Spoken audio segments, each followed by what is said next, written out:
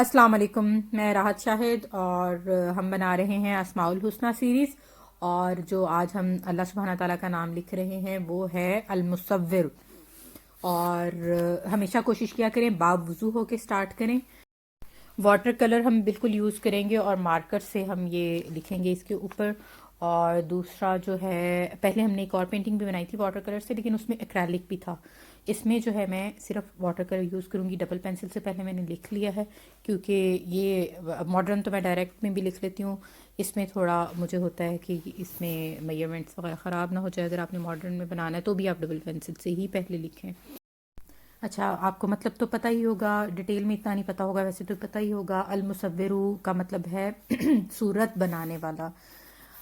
علامہ خطابی رحمۃ اللہ فرماتے ہیں، المصور جل جلالہ وہ ذات ہے جس نے اپنی مخلوق کو مختلف صورتوں میں پیدا کیا تاکہ وہ اس کے ذریعے سے ایک دوسرے کو پہچان سکیں، جیسے اللہ تعالیٰ کا ارشاد ہے جس کا ترجمہ ہے، اور تمہاری صورتیں بنائیں اور بہت اچھی بنائیں۔ مراد یہ ہے کہ ہر مخلوق کو حق اللہ تعالیٰ نے خاص شکل و صورت عطا فرمائی ہے، جس کی وجہ سے وہ دوسری چیزوں سے الگ ہوتی ہیں اور پہچانی جاتی ہیں۔ دنیا کی عام آسمانی و زمینی مخلوقات خاص صورتوں سے ہی پہچانی جاتی ہیں۔ ایک ہی نوع انسانی میں مرد و عورت کی شکل و صورت کا فرق، پھر سب مردوں اور سب عورتوں کی شکلوں میں باہم ایسے اختلاف کے اربوں کھربوں انسانوں کی دنیا میں آپ بالکل کوئی کسی سے نہیں ملتا، سب ایک دوسرے سے الگ ہیں۔ یہ کمال صرف اللہ سبحانہ تعالیٰ ہی کر سکتے ہیں، جس میں ان کا کوئی شریک نہیں ہے۔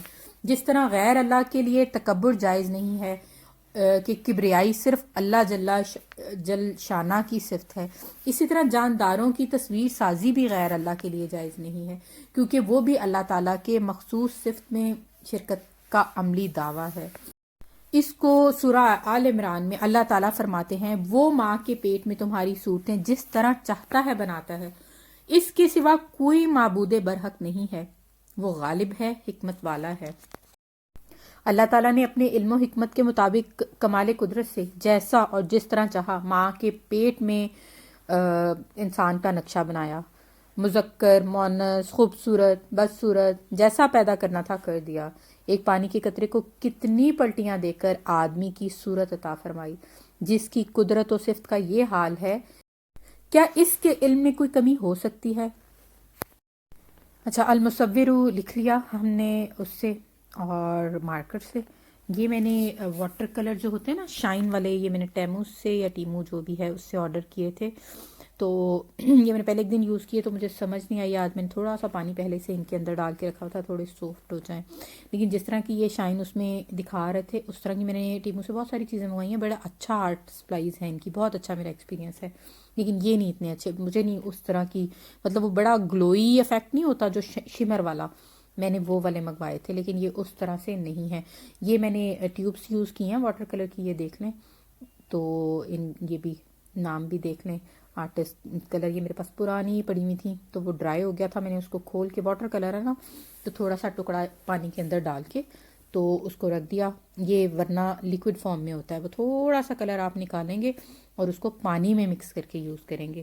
یہ میں نے آپ کو پہلے ہی بتایا ہوا، یہ پینسل ہی سمجھیں ہوتی ہے، سکہ ہے یہ پورا تو آپ سمپل پینسل سے بھی، یہ صرف میں اس کو اس طرح سے کر رہی ہوں کہ نیچے اس کے واٹر کلر میں اس میں مرج نہیں کروں گی، اس سے تھوڑا ہٹا کے کروں گی، تو باقی ساتھ ساتھ کوئی نئی چیز ہوگی تو میں آپ کو بتاتی جاؤں گی۔ اب آپ دیکھیں میں واٹر کلر سے ہی آج ٹوٹل بناؤں گی، اور جتنے بھی کلرز میں یوز کروں گی واٹر کلر ہے، اور یہ جس کے اوپر بنا رہی ہوں یہ پیپر کینوس ہے، آپ اسکالر شیٹ پہ بنا سکتے ہیں یا جو بھی آپ کے پاس ہے واٹر کلر بنانے کے لیے میڈیم آپ وہ یوز کر سکتے ہیں۔ یہ لال کلر یہ میں نے، اور یہ برش بھی دیکھ لیں کون سا میں یوز کر رہی ہوں اور کس طرح بنا رہی ہوں، پورا پروسیجر دیکھتے جائیں، ساتھ ساتھ ہم المصور جل جلالہ کے بارے میں جاننے کی کوشش کر رہے تھے، اس نام کے ڈیپتھ میں جانے کی کوشش کر رہے تھے، وہ ہم کرتے ہیں۔ یہ اب فائن ٹیکسچر کے لیے جو ہے میں نے باریک برش لیا ہے، کیونکہ موٹے سے ظاہر ہے ویسا نہیں آئے گا۔ اچھا، ہم بات کر رہے تھے المصور جل جلالہ کی، کہ اس نے انسان کو احسن تقویم میں پیدا کیا ہے، یعنی انسان کو اس نے ایسے پیدا کیا کہ اس کو اشرف المخلوقات کا درجہ دیا، اور یہ سب انعامات صرف اسی وقت ہیں جب وہ حق تعالیٰ کی اطاعت اور اس کے آخری نبی حضرت محمد صلی اللہ علیہ وآلہ وسلم کے طریقوں پر چلے. اور جب یہ انسان حق بات کے سمجھنے اور ماننے سے انکار کرتا ہے تو یہ سارے انعامات بھی اس سے لے لیے جاتے ہیں، اور وہ جانوروں سے بھی بدتر ہو جاتا ہے، کیونکہ جانور تو مر کے ختم ہو جائیں گے، لیکن انسان کو تو مر کے پھر اس کا اصل مسئلہ پھر اس کا تب شروع ہوگا، اصل حساب تو اس کا تب شروع ہوگا. اللہ ہم سب کا خاتمہ ایمان پر کرے. تفسیر روح البیان میں ہے کہ انسان اپنی اصل خلقت کے اعتبار سے سب جانوروں سے افضل و اعلیٰ ہے اور فرشتوں سے کم درجہ رکھتا ہے، لیکن جب وہ اپنے کوشش اور عمل اور اطاعت حق میں جد و جہد کرتا ہے تو فرشتوں سے بھی اعلیٰ و اشرف ہو جاتا ہے، اور اگر اس نے اطاعت حق میں روح گردانی کی تو پھر وہ اسفل سافلین میں جاتا ہے اور جانوروں سے بھی زیادہ بدتر ہو جاتا ہے. انسان اللہ تعالیٰ کی مخلوق میں سب سے زیادہ حسین ہے، ظاہر کے اعتبار سے بھی اور باطن کے اعتبار سے بھی، حسن و جمال کے اعتبار سے بھی اور بدنی ساخت کے اعتبار سے بھی. اور اس کے سر میں اعضاء کیسے کیسے عجیب کام کر رہے ہیں کہ ایک مستقل فیکٹری معلوم ہوتی ہے جس میں بہت سی نازک باریک خودکار مشینیں کام کر رہی ہیں. یہی حال اس کے سینے اور پیٹ کا ہے. اسی طرح اس کے ہاتھ پاؤں کی ترتیب ہزاروں حکمتوں پر مبنی ہے. اس لیے فلاسفر نے کہا ہے کہ انسان ایک عالم اصغر یعنی پورے عالم کا ایک نمونہ ہے. سارے عالم میں جو چیزیں بکھری ہوئی ہیں وہ سب اس کے وجود میں جمع ہیں. صوفیاء اکرام بھی اس کی تائید کی، اور بعض حضرات نے انسان کے سر سے پیر تک کا سراپا لے کر اشیاء عالم کے نمونے اس میں دکھلائے ہیں. اچھا، یہ میں نے بلیک اب کلر لیا ہے، واٹر کلر ہی، اور اس سے اس کو تھوڑی ڈیپتھ دی ہے. اب یہ دیکھیں اوپر سے میں نے اس کو تھوڑا بلیک کر دیا. اب اچھا، میں تھرو آؤٹ واٹر کلر ہی یوز کروں گی اور ساتھ ساتھ ہم بات کرتے رہیں گے، تو آپ پروسیجر دیکھتے رہیے گا. اگر آپ کو کچھ سمجھ نہ آئے یا کچھ مشکل آئے تو آپ کمنٹس میں مجھ سے پوچھ سکتے ہیں. اگر آپ کو کوئی اسپیسیفک آپ نے کوئی کیلیگرافی آپ چاہ رہے ہو میں کروں، وہ بھی آپ کمنٹس میں مجھ سے پوچھ سکتے ہیں. تو انشاءاللہ میں پوری کوشش کروں گی کہ میں جواب بھی دوں اور اگر بناؤں بھی، اگر آپ کچھ اسپیسیفک چاہ رہے ہیں. اگر انسان ذرا سا کائنات پر غور کرے نا اور اللہ کی بنائی ہوئی چیزوں کو دیکھے تو میرا خیال ہے کوئی انسان کافر نہ رہے. یہ سب خود بخود تو بن نہیں سکتا، تو اس لیے غور و فکر بہت ضروری ہے. پہاڑوں کے قدرتی مناظر، آبشاریں اور جھیلیں کس قدر حسن و رعنائی سے بھری ہوئی ہیں. کیسے کیسے خوبصورت پھول، اس کی مختلف پتیوں میں مختلف رنگ، اس کی پنکھڑیوں میں عجیب مساویانہ طور پر کٹنگ. بعض جگہ پہاڑوں پر اس طرح کئی چھوٹے چھوٹے درخت لگے ہوئے ہیں گویا سبز رنگ کے قالین حد نظر تک بچھا ہوا ہے، اور پہاڑوں کے شگافوں میں گویا سچی چاندی بھری ہوئی ہے، اور پہاڑوں پر برف کی صاف شفاف چھتیں اس المصور جل جلالہ کی تصویر کشی کا ایک خوبصورت نمونہ پیش کرتی ہیں. پتھروں، پودوں، پھولوں، تتلیوں اور جانوروں پر طرح طرح کے نقش و نگار بنا دیے ہیں اور بڑے مناسب رنگ بھرے ہیں. آپ کو بھی جب کلر کمبینیشنز کی سمجھ نہ آ رہی ہو تو اپنے ارد گرد غور کیا کریں، اللہ کی قدرت دیکھا کریں کہ اس نے کس طرح کلر کمبینیشنز، اس سے زیادہ خوبصورت پرندوں میں دیکھیں کس قدر خوبصورت کلر کمبینیشنز کے پرندے ہوتے ہیں. اسی طرح پودے دیکھا کریں، ان پہ غور کیا کریں، آپ کو خود بخود کلر کمبینیشن سمجھ آنے لگ جائیں گے. تو کہ کس طرح اللہ سبحانہ تعالیٰ نے کتنی، ظاہر ہے اس سے بڑا تو کوئی مصور کوئی بنانے والا ہو ہی نہیں سکتا نا. تو اس کو دیکھیں، غور کریں کہ کس طرح اس نے چیزیں بنائی ہیں، کس طرح کلر کمبینیشنز کیے ہیں. آڑو کو دیکھیں کہ رنگوں کی کیسی آمیزش ہے. جنگلی کبوتروں کو دیکھیں، بظاہر کالے سے ہیں مگر فیروزی رنگ بھی جھلکتا ہے. ہر جگہ کاریگری میں اتنا تناسب کا خیال ہے. غور کیجئے کہ اگر ہاتھی کی آنکھیں اس کے جسم کے مطابق ہوتی تو کوئی بھی دیکھنے کی تاب نہ لا سکتا، اور وہ کتنا برا اور کتنا ڈراؤنا دکھائی دیتا. اونٹ کی کوئی بھی کل سیدھی نہیں، اس کے باوجود وہ کتنا اچھا اور خوبصورت دکھتا ہے. تتلیوں اور دیگر پرندوں کے پروں اور حیوانوں کی کھالوں پر المصور جل جلالہ نے اپنی قدرت دکھائی ہے.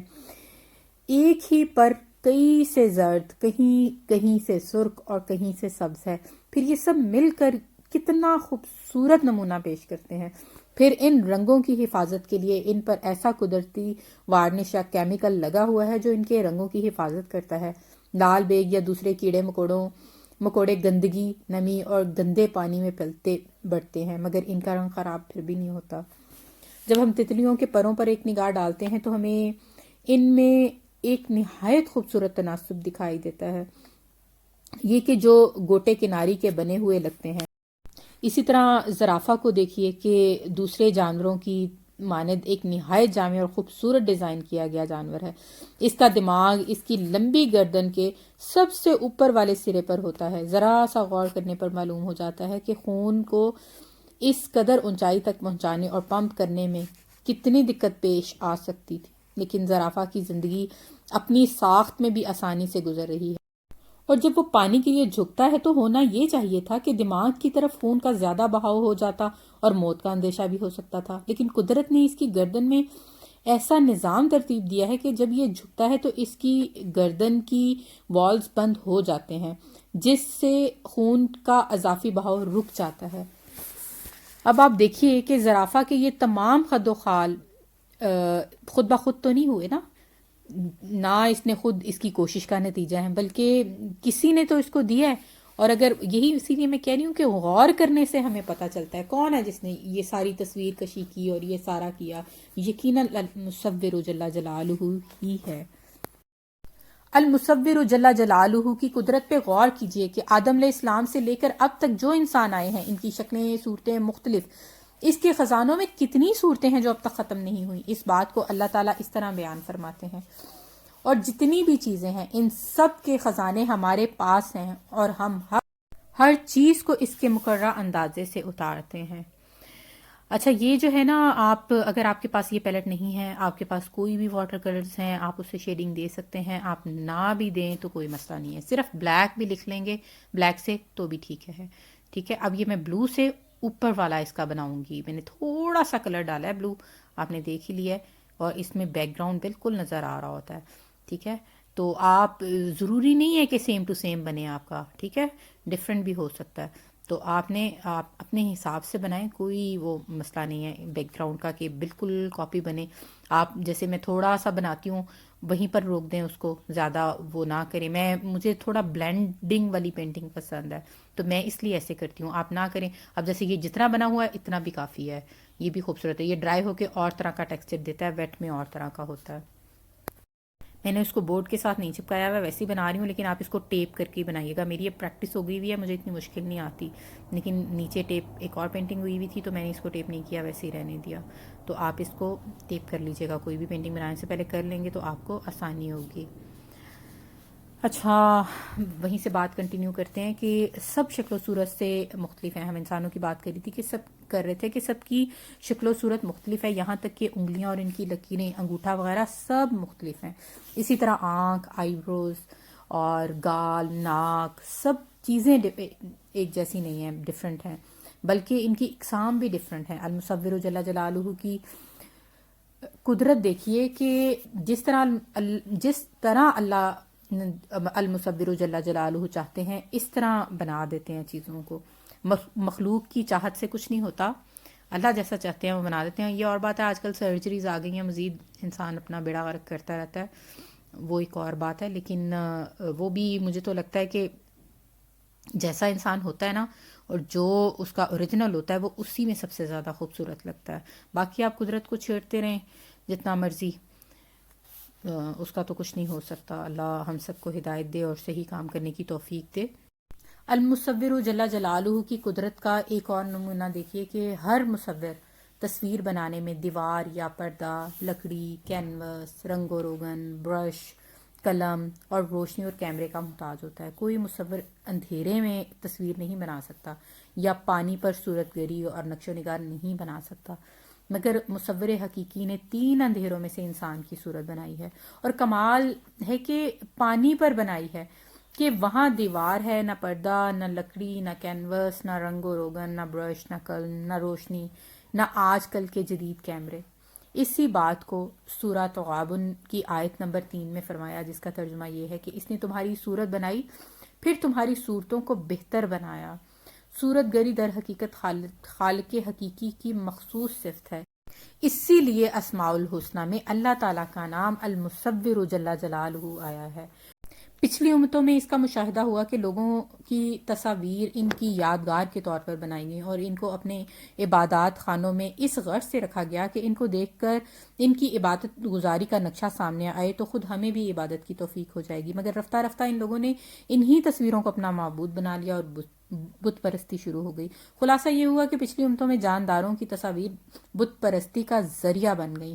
شریعت اسلام کے لیے چونکہ قیامت تک قائم اور باقی رکھنا تقدیر الہی ہے، اس لیے اس میں ان کا خاص اہتمام کیا گیا کہ جس طرح اصل حرام چیزوں کو حرام و ممنوع کیا گیا ہے، اسی طرح ان کے ذرائع کو بھی حرام قرار دیا گیا۔